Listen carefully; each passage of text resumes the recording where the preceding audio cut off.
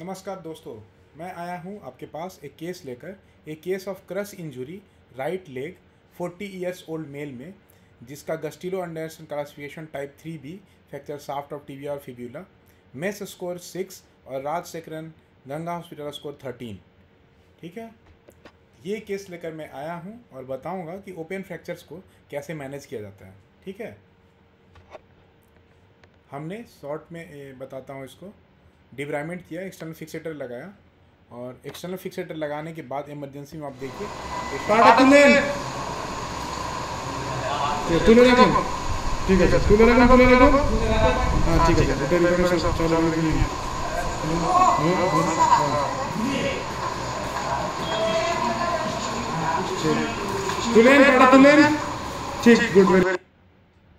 ठीक है।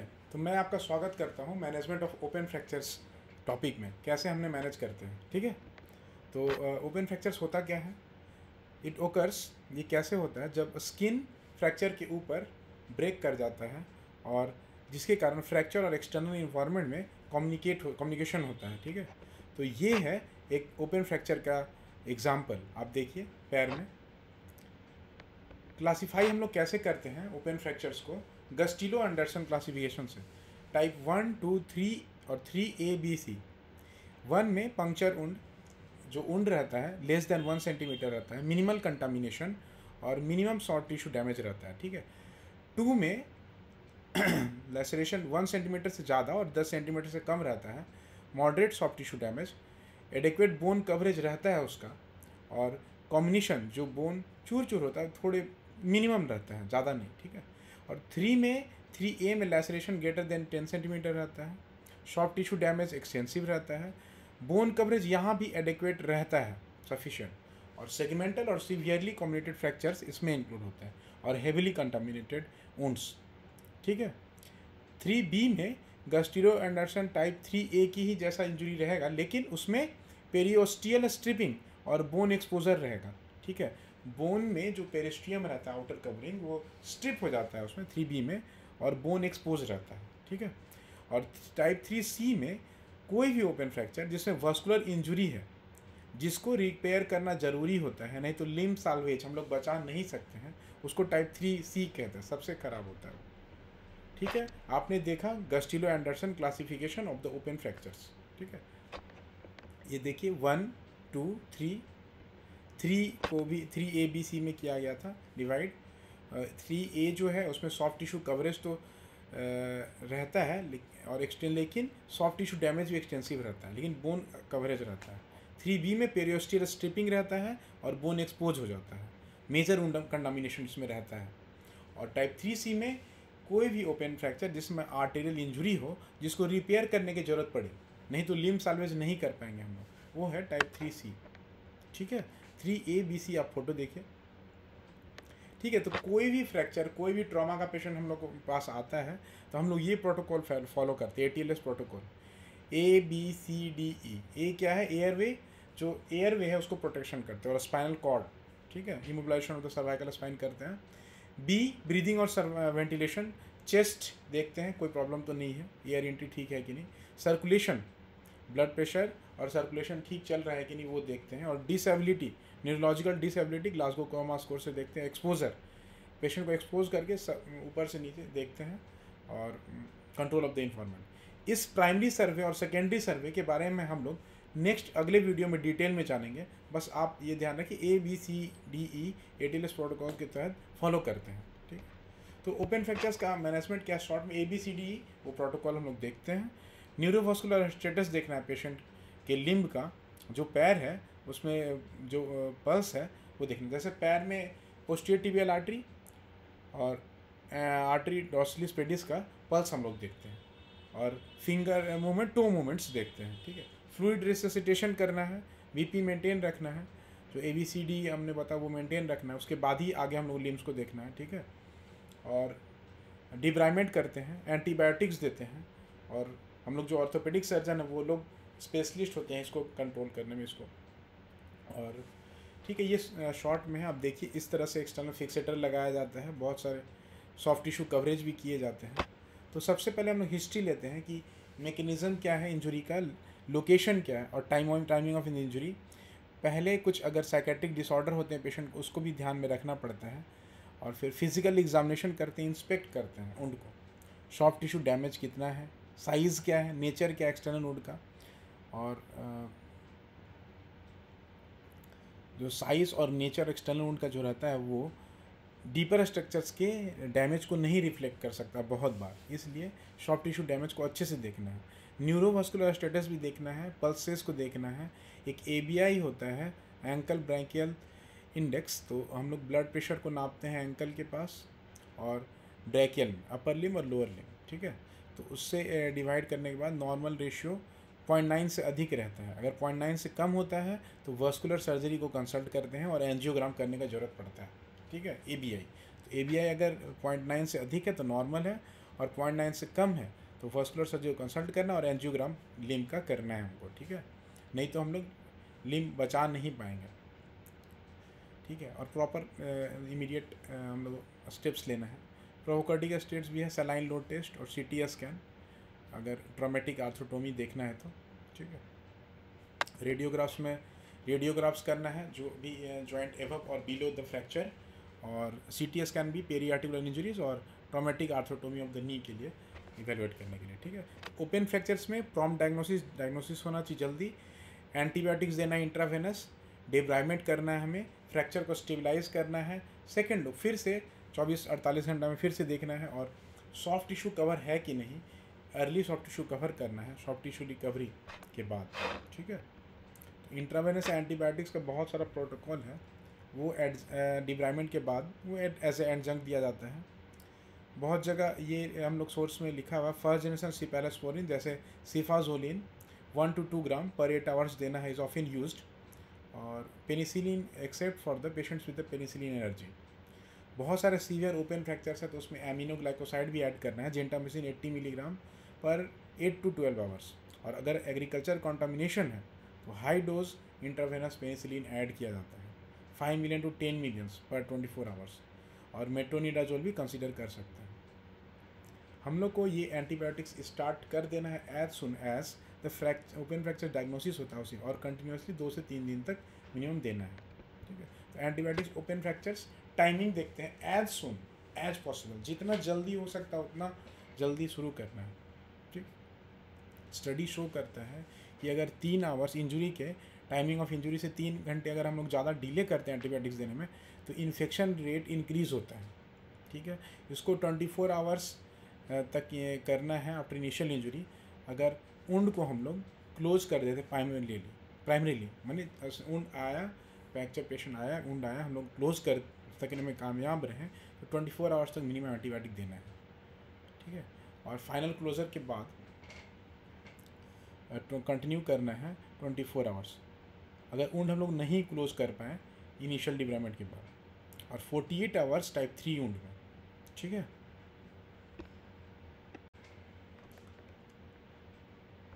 Antibiotics for open fractures, Gustilo type 1 और 2 में फर्स्ट जनरेशन सिफेलोस्पोरिन देना है, और क्लिंडामाइसिन और वैनकोमाइसिन भी यूज़ कर सकते हैं अगर एलर्जी रहता है सिफेलोस्पोरिन के अगेंस्ट, ठीक है। टाइप 3 में फर्स्ट जनरेशन सिफेलोस्पोरिन और एमिनोग्लाइकोसाइड देना है, और थर्ड जनरेशन सिफेलोस्पोरिन एलोन भी यूज़ कर सकते हैं और ऐसे अल्टरनेटिव कुछ लिटरेचर में लिखा हुआ है, ठीक है। कुछ इंस्टीट्यूशंस वैनकोमाइसिन और सेपेफाइन भी यूज़ करते हैं, ठीक है। फार्म इंजुरीज, हैवी कंटामिनेशन और पॉसिबल बॉयल कंटामिनेशन में हम लोग high dose penicillin for anaerobic coverage दे सकते हैं जैसे क्लोस्ट्रीडियम के अगेंस्ट। और स्पेशल कंसिडरेशंस क्या है, फ्रेश वाटर वुंड्स अगर हैं तो फ्लोरोकिनोलोन्स और थर्ड और फोर्थ जनरेशन सिफेलोस्पोरिन दे सकते हैं, और सॉल्ट वाटर वुंड्स के लिए डॉक्सीसाइक्लिन्स प्लस सेफ्टाजिडिन और फ्लोरोकिनोलिन्स हम लोग दे सकते हैं, ठीक है। टेटनस प्रोफाइलैक्सिस जो है, टाइमिंग हम लोग को क्या है उसका, इमरजेंसी रूम में इमीडिएट देना है, ठीक है।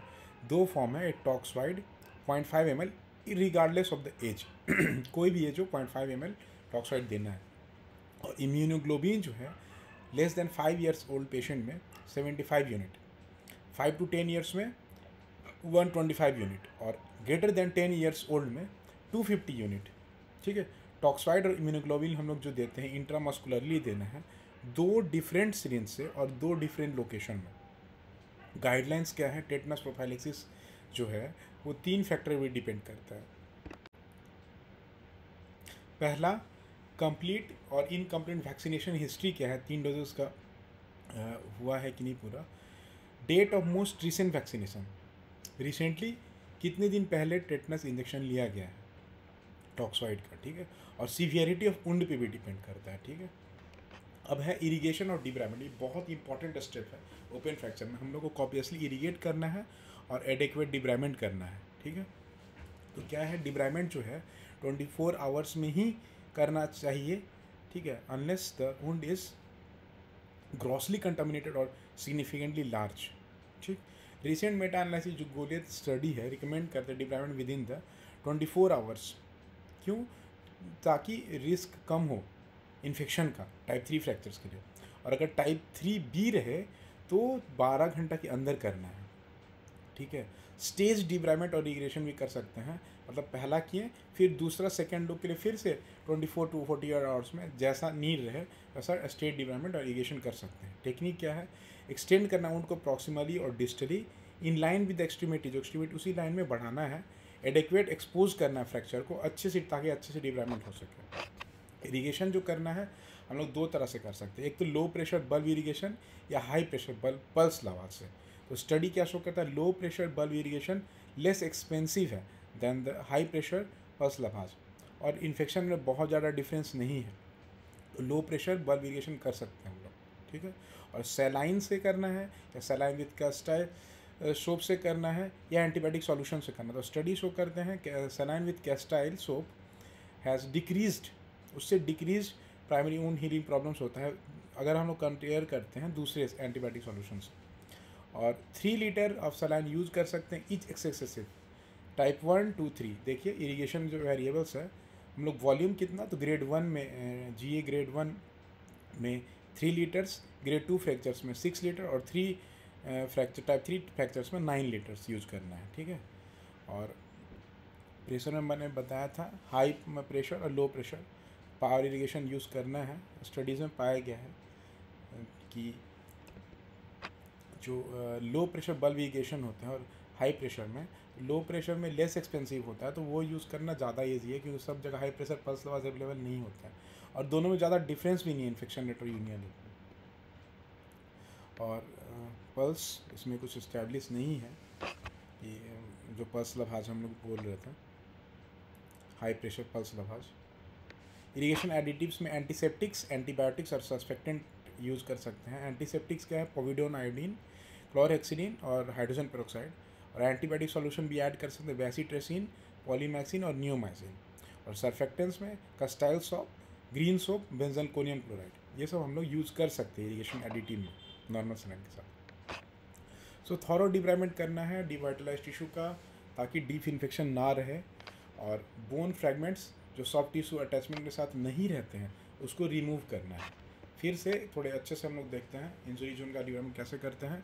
उसको बोलते हैं surgical exposure of whole pathological injury zone.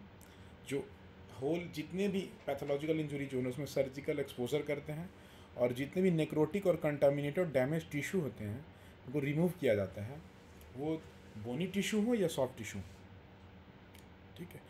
Injury zone excision complete होना चाहिए, मेटिकुलस और रेडिकल।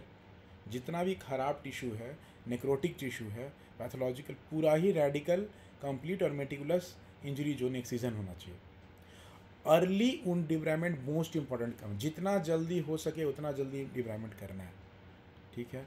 और सर्जिकल साइड को थॉरोली इरिगेट करना, कॉपियस इरिगेशन करना, मैंने बताया ग्रेड 1 2 3, तो 3 लीटर ग्रेड 1, 6 लीटर ग्रेड 2 और ग्रेड 3 9 लीटर, ठीक है। और अगर बहुत ज़्यादा कंटेमिनेटेड डेड और इस्कीमिक टिश्यू है तो एडिशनल हम लोग 48 घंटा 24 घंटा के बाद सेकंड लुक सर्जरी उसको बोलते हैं, सेकंड लुक डिब्राइमेंट बोलते हैं। ऑफन नेसेसरी होता है क्योंकि डाउट रहने पे फिर से एक बार देखना है हमको, ठीक है। ये बात डिटेल में तो कैसे करते हैं हम लोग, इनलार्ज करते हैं उनको, होल एक्सपोज करते हैं इंजरी जोन को, बढ़ाते हैं along the line of injury. और minimum non viable wound margins need to be excised, ठीक है। जो वुंड मार्जिन वायबल नहीं रहेगा उसको एक्सरसाइज कर देना है। Explore the depth of the injury zone, examine thoroughly करना है हम लोग को, और मेजर ब्लड वेसल्स को प्रोटेक्ट करना है, प्रिजर्व करना है, टेंडन सीथ प्रिजर्व करना है, हेल्दी पेरियोस्टियम को बचाना है, और सॉफ्ट टिश्यू जो अटैच टू द बोन उसको बचाना है। ठीक है, नेक्स्ट क्या है, और जितना भी डेड और questionable viable tissue systematically excise कर देना है from the tissue layer, subcutaneous layer, deep fascia, muscle और बोन से।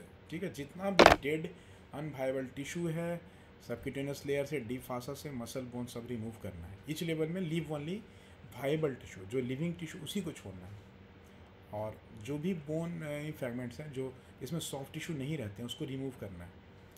ठीक है, तो कॉपियस इरिगेशन करना है, मैंने बताया, balance salt solution, Ringer salt solution, और भी एडिटिव्स था। ठीक है, पल्स लाभाज क्वेश्चनेबल वैल्यू है, हाई पल्स यूज करना है या लो पल्स, कंट्रोवर्शियल है। ओपन जॉइंट इंजुरीज अगर रहे और फ्रैक्चर भी रहे तो डिवाइमेंट कैसे करना है, इसमें भी सेम प्रिंसिपल है, all devitalize tissue should be removed. जितना भी नेक्रोटिक खराब टिश्यू है उसको हटाना है। जॉइंट सरफेस को कभी भी ड्राई नहीं होने देना है। ठीक है, if possible open joint itself should be close primarily, जो जॉइंट ओपन है उसको क्लोज करना ही है अगर पॉसिबल। अगर पॉसिबल नहीं हो तो जॉइंट को क्लीन रखना है और मॉइस्ट रखना, मॉइस्चर रिटेनिंग ड्रेसिंग, जॉइंट को ड्राई होने नहीं देना है। ठीक है, और वैक ड्रेसिंग और नेगेटिव प्रेशर वुंड थेरेपी जो होता है जॉइंट के ऊपर हम लोग नहीं यूज़ कर सकते हैं। ठीक है, और अर्ली डेफिनेटिव क्लोजर प्लान करना है। ओपन जॉइंट इंजरी में हम लोग को पॉसिबल रखना है कि जॉइंट को बंद कर देना है। ठीक है, वैक ओपन जॉइंट के ऊपर नहीं लगा सकते हैं, जॉइंट सरफेस को ड्राई नहीं रखना है, मॉइस्ट रखना है। पॉसिबल अगर जॉइंट हम लोग बंद नहीं कर पा रहे उसको ड्राई रखना है और मॉइस्ट रखना है और क्लीन रखना है। जितना भी डिवाइटलाइज्ड टिश्यू रिमूव करना और अर्ली डेफिनेटिव क्लोजर प्लान करना है। ठीक है, अब है जो ओपन फ्रैक्चर्स उसको फिक्सेशन फिक्स कर देना है। तो सर्जिकल स्टेबलाइजेशन में पहले इन्फेक्शन का खतरा रहता, ऊंड रहता है तो पहले एक्सटर्नल फिक्सेटर लगाना एज पर हम रूल। ठीक है, और बाद में जब ऊंड हील कर जाए delayed definitive ORIF open reduction internal fixation करना है। तो टेम्प्रोरी फ्रैक्चर फिक्सेशन है, इनिशियल डिवाइमेंट के समय ही हम लोग कर सकते हैं। तो external fixation temporary initial treatment of choice है for majority of the high energy open fractures of the lower extremity. और लोकल एंटीबायोटिक एडमिनिस्ट्रेशन भी दे सकते हैं। इंडिकेशन क्या है, लोकली जिस जगह पे ऊंड है वहाँ एंटीबायोटिक दे सकते हैं। सिग्निफिकेंटली कंटामिनेटेड ऊंड्स में with large soft tissue defect. ठीक है, बहुत ज़्यादा कंटामिनेटेड ऊंड है, लार्ज टिश्यू डिफेक्ट है वहाँ, लार्ज बोनी डिफेक्ट्स हैं वहाँ। टेक्निक क्या है, बीड्स बनाकर जिसमें हम लोग मेथाइल मेथाक्रेट बोन सीमेंट मिलाकर हाइट स्टेबल एंटीबायोटिक पाउडर देकर वहाँ दे सकते हैं। वैनकोमाइसिन टोब्रामाइसिन यूज़ कर सकते हैं एज ए स्पेशल। ठीक, सॉफ्ट टिश्यू केयर कैसे करना है, कंटामिनेशन बचाना है, डेसिकेशन बचाना है, स्पेशल ड्रेसिंग्स देना है और प्रॉम्प्टली कवर करना है। सॉफ्ट टिश्यू कवरेज, ठीक है, टाइमिंग क्या है, जितना जल्दी सॉफ्ट टिश्यू कवरेज हो वुंड क्लोजर वो आइडियल है। जो फ्लैप कवरेज है ओपन टिबियल फ्रैक्चर्स में टाइमिंग और कंट्रोवर्शियल है, लेस देन 7 डेज डिज़ायरेबल होता है क्योंकि 7 दिनों के बाद इन्फेक्शन का खतरा बढ़ जाता है। ठीक है, टेक्निक क्या है, हम लोग बोन ग्राफ्टिंग दे सकते हैं अगर बोन में गैप हो तो, अगर वुंड क्लीन है, क्लोज है। और नेगेटिव प्रेशर में भी utilize during debridement until definitive coverage can be achieved. ठीक है, तो अगर ओपन वुंड है हम लोग क्लोज नहीं कर पा रहे हैं तो वैक थेरेपी देना ठीक रहता है। यूज़ ऑफ वैक, ठीक है, एंटीबायोटिक बीडिट पाउच भी यूज़ कर सकते हैं। As soon as wound excision is done तो कंप्लीट क्लोजर हम लोग को लोकल और फ्री फ्लैप से स्किन फ्लैप्स देना है। लार्जर और कॉम्प्लिकेटेड वुंड रहेगा तो फ्लैप अगर दे सकते हो देना है, और ओपन जॉइंट्स के लिए तो ज़रूर देना है। इम्पॉर्टेंट क्या है, कम्प्लेक्स वुंड को क्लोज करना है, जॉइंट अगर रहे तो ज़रूर क्लोज करना है जितना जल्दी, नहीं तो जॉइंट ख़राब होने का खतरा रहता है। ठीक है, डिलेड क्लोजर अगर traumatic wounds is safer for all open fractures. ठीक है, अगर वुंड हील कर जाए तभी क्लोजर करना ठीक रहता है, नहीं तो इन्फेक्शन बढ़ सकता है अगर जल्दी क्लोज कर दें। ठीक है, तो डेफिनेटिव सॉफ्ट टिश्यू रिकन्स्ट्रक्शन और फ्रैक्चरेशन कब करेंगे, जब नो क्रिटिकल बोन डिफेक्ट, अगर क्रिटिकल बोन डिफेक्ट नहीं है तो ओरिफ कर सकते हैं हम लोग, और इंट्रामेडुलरी ट्रीटमेंट दे सकते हैं डिपेंडेंट फ्रैक्चर लोकेशन मॉर्फोलॉजी। और अगर कॉर्टिकल बोन डिफेक्ट रहे, बोन गैप है, तो बहुत सारा टेक्निक होता है, लिजारो फिक्सेटर दे सकते हैं हम लोग, और डिस्ट्रैक्शन ऑस्टोजेनेसिस के टेक्निक से। मैस्कुलेट टेक्निक, इंड्यूस मेम्ब्रेन टेक्निक, हम लोग में क्या करते हैं, उसमें बोन सीमेंट एंटीबायोटिक के साथ रख देते हैं उस गैप में, उसके बाद कुछ दिन के बाद मैस्कुलेट लेयर, एक लेयर बन जाता है इंड्यूस मेम्ब्रेन, उसके बाद उसको सेकेंड स्टेज में हटाकर हम लोग बोन ग्राफ्ट वहाँ देते हैं, ठीक है। तो स्टेज 1 2 पहले में सीमेंट स्पेसर दिए और टेम्प्रेरी फिक्स किए, सेकेंड स्टेज में बोन ग्राफ्ट दिए, जब इंड्यूस मेम्बर को के थ्रू वो इंसाइज करके अंदर में बोन ग्राफ्ट देते हैं और डेफिनेटली फिक्स करते हैं फिर, ठीक है। स्टडीज़ बताता है bone grafting 4 to 6 weeks after the placement of the cement spacer, और वस्कुलाइज बोन फ्लैप और ट्रांसफ़र भी कर सकते हैं। To minimize the risk of infection, debridement recommended within the 24 hours all the fractures, type 3 fractures, and within 12 hours, Tiger type 3B fractures, open fractures. Contamination with dirt and debris and devitalization of the soft tissues increase the risk of the infection and other complications. Infection rates higher in the open injuries due to the blunt trauma compared to the penetrating trauma. ये देखिए external fixator लगाया जाता है ऐसे। और second look, original डिब्राइमेंट के 48 घंटे के बाद अंडर एनेस्थीसिया हम लोग को वायबिलिटी चेक करना है सॉफ्ट टिश्यू को, और फिर से टिश्यू एक्सीजन करना है अगर कोई टिश्यू वायबल ना रहे तो, कोई accumulated blood clot, tissue fluid coagulum और remaining foreign material wash out करना है। कुछ केसेस में प्राइमरी एम्पुटेशन भी करना पड़ता है। हम लोग एम्पुटेशन करना है, लिम्ब साल्वेज होगा या नहीं होगा कैसे पता करेंगे, तो बहुत सारा स्कोरिंग है, मेस स्कोर और राजशेखरन गंगा हॉस्पिटल स्कोर, हम लोग इसी कुछ देर में देखते हैं उसको, ठीक है। कुछ केस में अगर वो साल्वेजेबल लिम्ब नहीं रहता है तो लिम्ब साल्वेज करना ज़्यादा अच्छा रहता है, नहीं तो वो पेशेंट को दिक्कत होता है, इन्फेक्शन हो सकता है, सेप्सिस हो सकता है और ज़्यादा खतरा हो सकता है, ठीक है, लाइफ के लिए। इसीलिए प्राइमरी एम्पुटेशन बहुत जगह, कुछ जगहों पे प्राइमरी एम्पुटेशन ज़्यादा अच्छा रहता है, ठीक है। तो ऐसा रहता है कि अगर एम्पुटेशन नहीं करेंगे तो हम लोग वो पेशेंट में इन्फेक्शन हो सकता है, सेप्सिस हो सकता है और लॉन्ग टाइम हॉस्पिटल स्टे रह सकता है और पेशेंट के कंडीशन ख़राब हो सकता है और इफेक्टिव नहीं होता। लास्टली में हम लोग पता चलता है बाद में एम्पुटेशन ही करना पड़ा। कैसे पता करेंगे लिम्ब साल्वेज है कि नहीं, तो मेस स्कोर है और गंगा हॉस्पिटल स्कोर है, हम लोग आगे देखते हैं इस वीडियो में, ठीक है। देखिए वो एम्पुटेटेड लिम्ब के बाद प्रोस्थेसिस लगाने के बाद सब कुछ कर पा रहे हैं, साइकिल चला पा रहे हैं, पेड़ चढ़ पा रहे हैं, तो बेनिफिशियल रहता है कोई कुछ केसेस में, ठीक है। तो कॉम्प्लिकेशन क्या, ओपन फ्रैक्चर का सर्जिकल साइड इन्फेक्शन हो सकता है, ऑस्टियोमाइलाइटिस हो सकता है। ओपन फ्रैक्चर्स में टिबिया, प्रॉक्सिमल टिबिया में टिबियल जो इंट्राआर्टिकुलर जॉइंट है वो डिप्रेस हो सकते हैं, न्यूरोवास्कुलर इंजरी हो सकता है, कंपार्टमेंट सिंड्रोम हो सकता है, ठीक है, gas gangrene, tetanus, non union malunion हो सकता है, ठीक है। तो हम लोगों ने सीखा क्या, ऑपरेटिव ट्रीटमेंट तब तक नहीं करना है ओपन फ्रैक्चर्स में जब तक हीमोडायनामिक स्टेबलाइजेशन नहीं हो गया हो, लाइफ थ्रेटनिंग कंडीशन रिजॉल्व नहीं हो गया हो और लेबोरेटरी और रेडियोग्राफी के एम्बुलेशन इनएडिक्वेट रहे कोई सर्जिकल प्लान बनाने के लिए, ठीक है। स्टेप्स एक बार फिर से हम लोग देख लेते हैं। Treat the open fractures as emergency की तरह यूज़ करना है, ट्रीट। इवेलुएट करना है हम लोग को इनिशियली लाइफ थ्रेटनिंग और लिम्ब थ्रेटनिंग इंजुरीज़ को। एंटीबायोटिक थेरेपी इमरजेंसी रूम में और कंटिन्यू स्टार्ट कर देना है और 2 to 3 डेज कंटिन्यू करना है और इमीडिएटली डिब्राइड करना है हम लोग वुंड को with all the contaminated divided tissue हटाना है, कॉपियसली इरिगेट, अच्छे से इरिगेट करना है और रिपीट करना डिब्राइडमेंट को विदिन 24 to 72 आवर्स। फ्रैक्चर को स्टेबलाइज करना है with method determined at the initial evaluation. Open को वुंड को ओपन भी करना है अगर ज़्यादा ख़राब है, तो कंट्रोवर्शियल है बहुत सारे पॉइंट्स इसमें। और early autogenous cancerous bone grafting कहीं कहीं जहाँ वुंड अच्छा हो वहाँ दे सकते हैं लेकिन सब जगह नहीं दे सकते। और रिहेबिलिटेट करना है इन्वॉल्व एक्सट्रीमेट को एग्रेसिवली, ये नियम है कैसे ओपन फ्रैक्चर मैनेज करना है। अब मैंने आपको कहा था कि लिम्ब साल्वेजेबल है कि नहीं कैसे पता करें, तो मेस स्कोर और राजशेखरन्स हॉस्पिटल ट्रॉमा स्कोर। तो मेस स्कोर अगर 7 to 12 है तो नीड्स एम्पुटेशन और मेस स्कोर 3 to 6 है तो वायबल लिम्ब्स। कोड क्या है, सीवा, shock, ischemia, velocity of trauma and age, ठीक। Mangled extremity severity score, shock group, इसमें क्या है 1 2 3 में, तो स्कोर साइड राइट साइड में जो है स्कोर है 0 1 2। नॉर्मोटेंसिव हीमोडायनेमिक्स अगर रहे जिसमें बीपीएस स्टेबल है फील्ड में जहाँ पर इंजरी हुआ और ऑपरेशन थिएटर में नॉर्मोटेंसिव हीमोडायनेमिक्स, तो वहाँ 0 रहता है। ट्रांजिएंटली हाइपोटेंसिव जो बीपी अनस्टेबल है फील्ड में जहाँ पर एक्सीडेंट हुआ, जहाँ पर इंजरी हुआ, और अनरिस्पॉन्सिव है आईवी फ्लूइड, ठीक है, तो वो 1।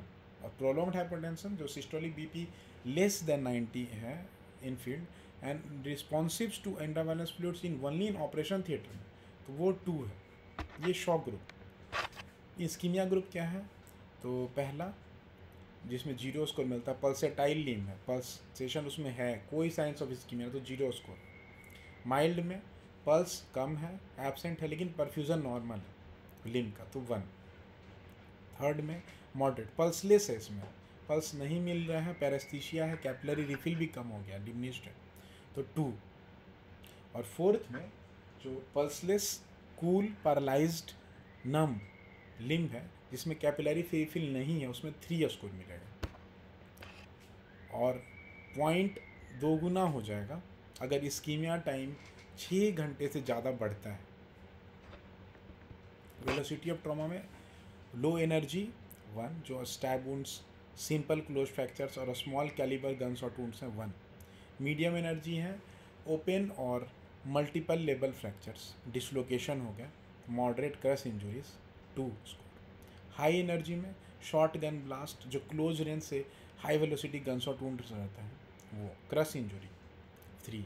और वेरी हाई एनर्जी में ये एवब जो है वो शॉर्ट गन इंजरी, ये हाई एनर्जी वाले, प्लस ग्रॉस कंटामिनेशन रहना चाहिए और सॉफ्ट टिश्यू एवल्सन रहना चाहिए, तो स्कोर 4 मिलेगा उसमें। और एज ग्रुप है जिसमें 30 ईयर से कम में 0, 30 से 50 ईयर्स में 1 और 50 ईयर से अधिक में 2, ठीक है। तो हमने 6 पाया था, तो इसीलिए हमारा जो लिम्ब था, मैंने जो केस शुरू में दिखाया था, तो अब देखिए 3 to 6 में वायबल लिम्ब से, इसीलिए हमने लिम्ब को बचा पाया। और 7 to 12 में रहने पर एम्पुटेशन का संभावना ज़्यादा रहता है। अब है राजशेखरन्स गंगा हॉस्पिटल स्कोर 14 और या उससे ज़्यादा में हाईली प्रेडिक्टिव ऑफ एम्पुटेशन होता है। इसमें देखिए 4 टॉपिक है, इसमें कवरिंग स्ट्रक्चर, स्किन और फाशा, इसमें 1 2 3 4 5 वुंड्स अगर without skin loss not over the fracture, तो 1। जिसमें एक्सपोजिंग द फ्रैक्चर रहता है, तो 2। Wounds with skin loss but not over the fracture 3। Over the fracture वो 4। और circumferential wound with skin loss, तो 5। Skeletal structures of bones and joints में 1 2 3 4 5। Transverse oblique fracture, butterfly fragment less than 50% circumference 1। Large butterfly fragment greater than 50% circumference 2। Combination रहे segmental fractures without bone loss 3। और bone loss less then 4 centimetre 4 और boneless greater than 4 centimetre 5, ठीक है। Functional tissues musculo tendinous unit और nerve units, तो partial injury to the musculo tendinous unit 1, complete but reparable injury to the musculo tendinous units 2, irreparable injury रहे musculo tendinous unit का, partial loss of a compartment है, complete injury to the posterior tibial nerve 3, और loss of 1 compartment of the musculo tendinous units 4, और loss of 2 और more compartments और subtotal amputation 5। Comorbid condition में 2 point जोड़ना, जैसे injury है और डिब्राइमेंट इंटरवल 12 घंटा से अधिक, मतलब 12 इंजरी के बाद 12 घंटा के बाद हमने डिब्राइमेंट किया। सीवेज और ऑर्गेनिक कंटामिनेशन या फार्म यार्ड इंजरीज रहते हैं तब 2 पॉइंट जोड़ना है। एज अगर 65 ईयर से अधिक रहे तब जोड़ना है 2 पॉइंट, ठीक है। और ड्रग डिपेंडेंट डायबिटीज़ मेलाइटस रहे, कार्डियो रेस्पिरेटरी डिजीज़ रहे जिसके कारण एनेस्थेटिस रिस्क बढ़ जाता है। पॉलीट्रॉमा रहे जिसमें चेस्ट और एब्डोमेन और with injury severity score greater than 25 रहे। फैट इम्बोलिज्म सिंड्रोम रहे। हाइपोटेंशन जब प्रेजेंट करता है पेशेंट उस समय systolic blood pressure less than 90 mm रहे तब 2 पॉइंट जोड़ना है। और अदर कोई मेजर इंजरी रहे सेम लिम्ब में या कंपार्टमेंट सिंड्रोम रहे तब 2 पॉइंट जोड़ना है। तो समरी क्या है, open fractures are the fractures जो डायरेक्ट कम्युनिकेशन है to the external environment. Diagnosis हम लोग को क्लिनिकली बनाना है बाय असेसिंग द साइज और nature of the external wound और रेडियोग्राफ लेना है उस बोन का, ठीक है, और at the location of soft tissue injury. और treatment depend on the location of fracture. Immediate IV antibiotic देना है, इरिगेशन करना है, डिब्राइमेंट करना है और सर्जिकल फिक्सेशन करना है, ठीक है। आशा करते हैं आपने मैनेजमेंट ऑफ ओपन फ्रैक्चर्स को समझा होगा। Thank you. जय हिंद, जय भारत। Thank you.